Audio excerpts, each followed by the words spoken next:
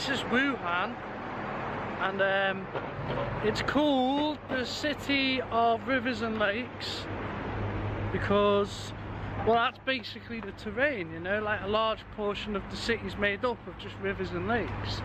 And once again, it's like another mega city. It's huge, it's enormous. It has 8 different business centres. They don't call it a city centre because it's too big, so they just call them business centres here in Wuhan.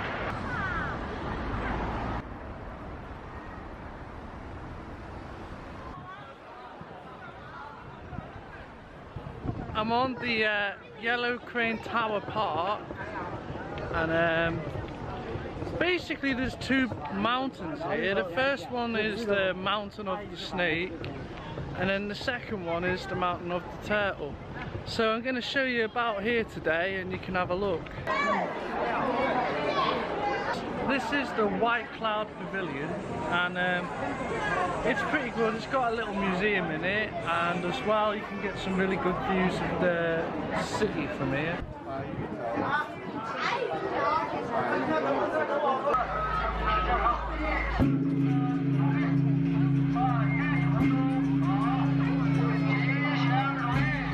Yellow Crane Tower, and it's very famous in Wuhan. It's like what Wuhan's known for, and there's quite a lot of interesting folk stories about this Yellow Crane Tower, which would be worth looking up.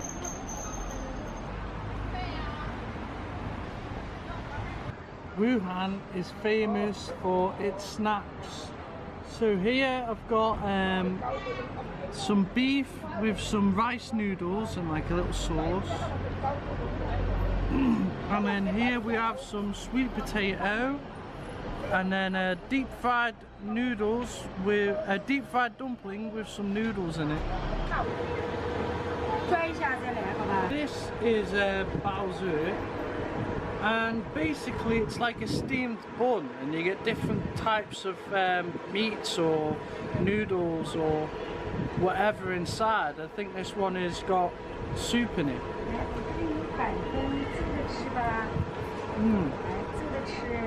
It's really nice.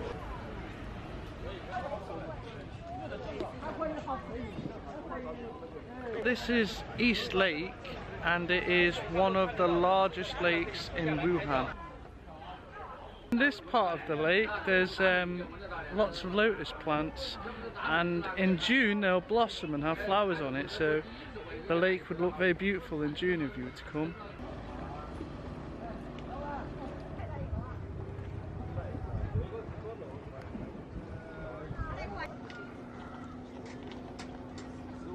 East Lake is a pretty nice place to visit in Wuhan, but it's very large, so it'll probably take you at least all day to walk around it, so you know, I'd plan in advance if you were really keen on coming here.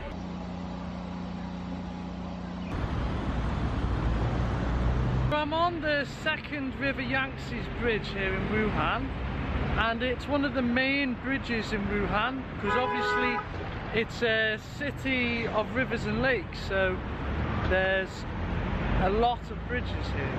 So this is the main bridge in Wuhan. And then over there in the distance is it will be the largest building in China once it's finished. I think it's about 600 meters, so it's very high.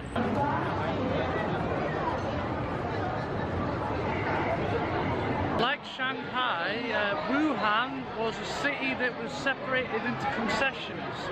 So I think Britain was the first country to have a concession here, and you know, other countries like France, maybe America and Germany all had concessions here. So you can still see it in some parts of town with some of the architecture here. But obviously this part of town, which was a concessions, kind of a shopping street now.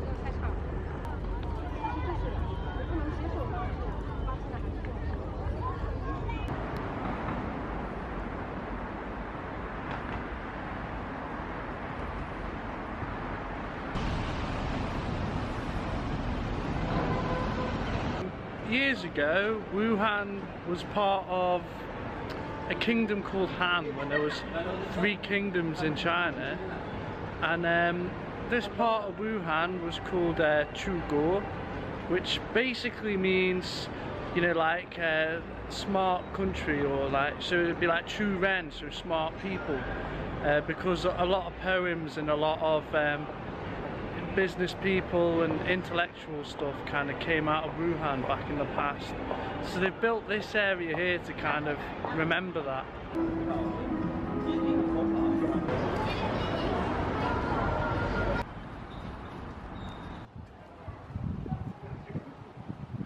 So I'm at Wuhan University now, and it's one of the top 10 universities in China and one of the 2 best universities in Wuhan.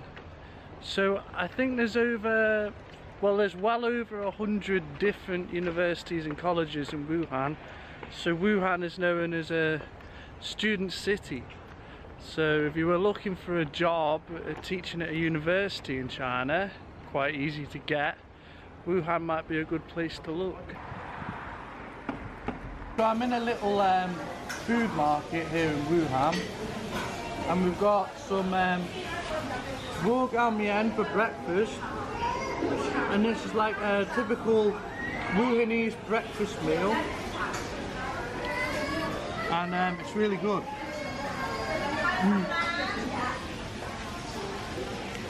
It tastes a little bit like peanutty.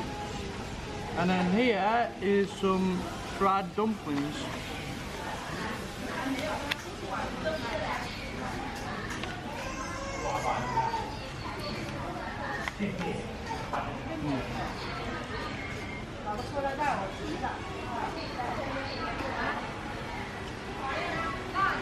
And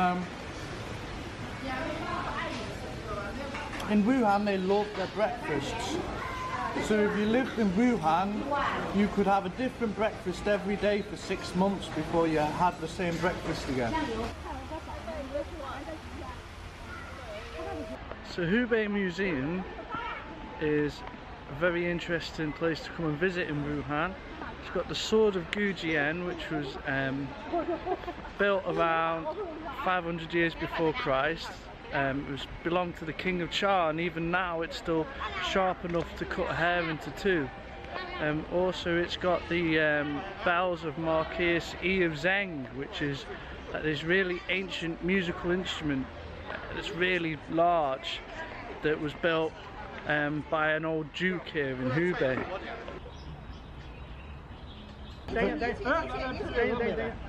Behind me here is the Red Chamber, and it was a very historic building during the 1911 Revolutionary War, when China kicked the emperor out. So this is the 18-star flag, so for a brief time this was the flag of China.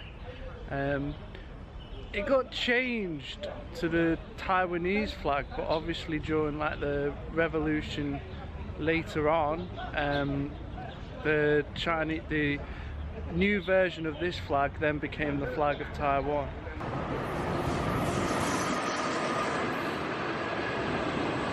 This is the first bridge of the Yangtze River, and it was built by the Soviet Union, and it connects the north to the south of Wuhan. And Chairman Mao wrote a poem about it, and actually it's one of the most well-built bridges in Wuhan. You know, it's the one that has the least problems. All the other bridges that were built after then kind of will shut down a lot more because of, you know, it needs to be fixed or what have you.